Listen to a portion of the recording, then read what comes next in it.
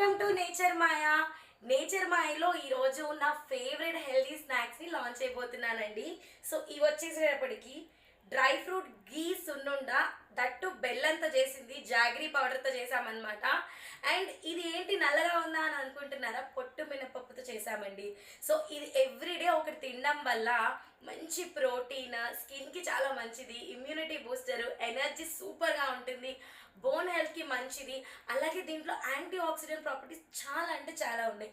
ఇది పిల్లలకి ముఖ్యంగా పెద్దవాళ్ళకి, ప్రెగ్నెంట్ ఉమెన్స్కి, ప్రతి ఒక్కరికి ఎవ్రీడే ఒకటి తింటే చాలా అంటే చాలా మంచిది.